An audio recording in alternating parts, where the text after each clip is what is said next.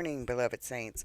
I wanted to make this short because the one I did, I think it was yesterday, was I think it was 18 minutes long because I had to tell you a story and it was a personal application. So I just wanted to read um, a proverb. It's in Proverbs 4, I think, and I'm starting at 19, and I'm just going to read it to you because this is some very wise counsel from what they say was the wisest man to walk the earth, with the exception of Jesus, of course.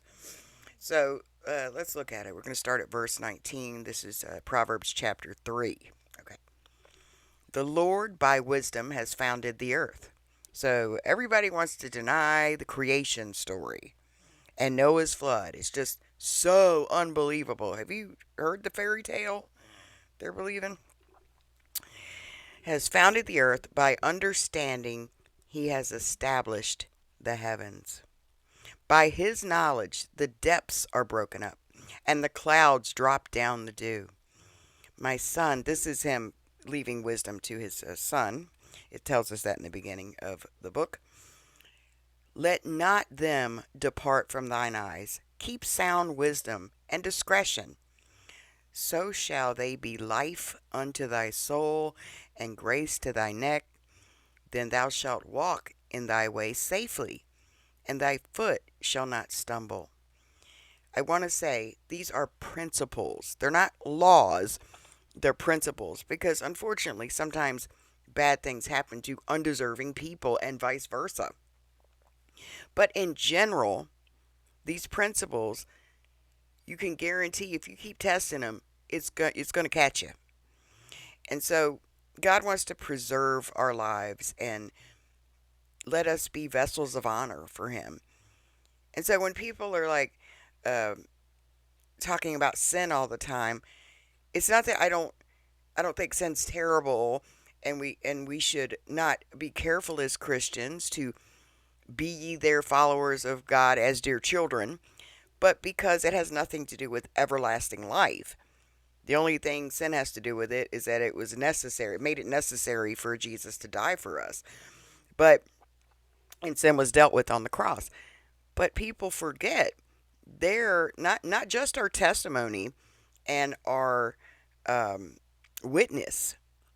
It also affects our lives, our families. You can suffer death, literal, physical death, or you can suffer death as in financial death, career death, family death, because we don't listen to God. He's not telling us don't steal, don't lie, don't commit adultery, don't bear false witness, because not just because it's loving people and caring about how it affects them, but also because it can destroy us. He's trying to prevent us from being harmed and have long lives. So listen to this. Then thou shalt walk in thy way safely, and thy foot shall not stumble.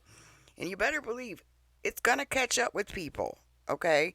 Don't ever feel jealous of someone that looks like they have it all and they're just wicked. Don't ever want what they have in any way because it's going to catch up to them. Whatever man soweth, that shall he reap. God will make sure that these things are answered for.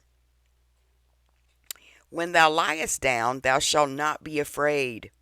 Yea, thou shalt lie down, and thy sleep shall be sweet.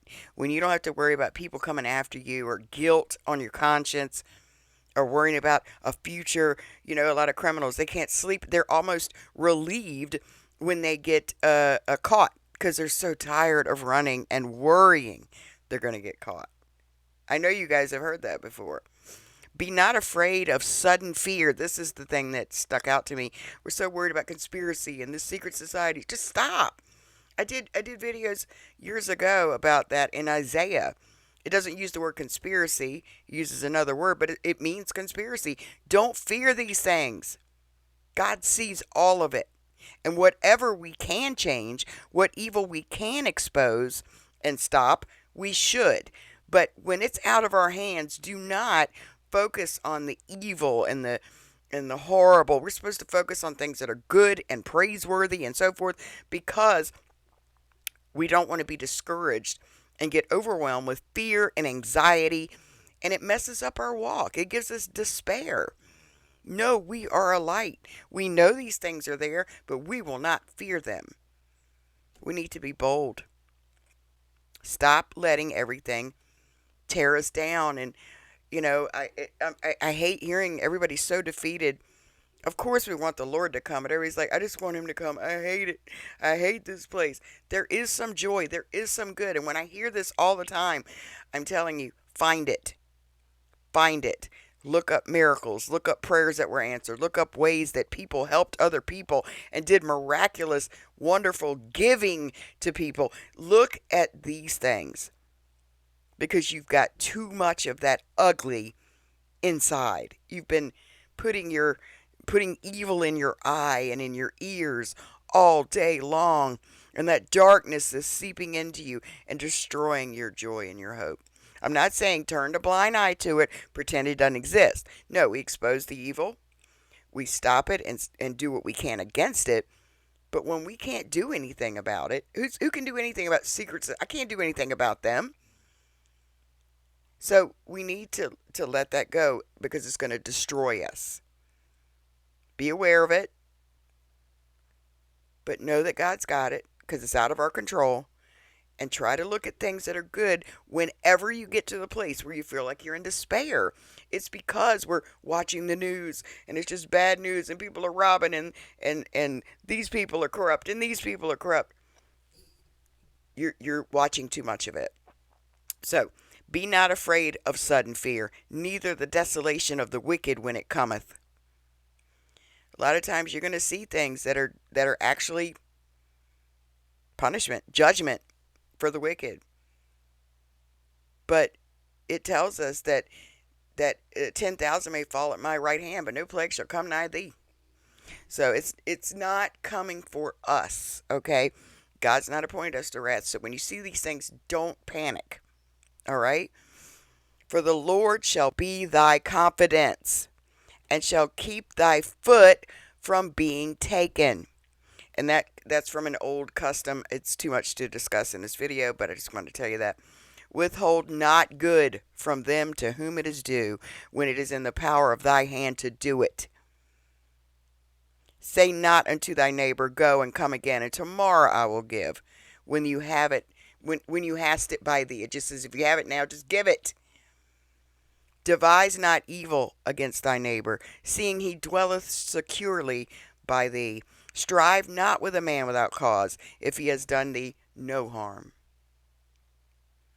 These are just wise words from one of the wisest men that ever lived. The wisest apart from Jesus. So I just wanted to encourage you today. Don't let the darkness consume you. Be aware of it, acknowledge it, fight against it when you can, pray against it, but do not let it put you into despair where you're overtaken by the darkness and you can't even function, and that you're no longer being able to have joy and peace. Okay, guys? God bless you.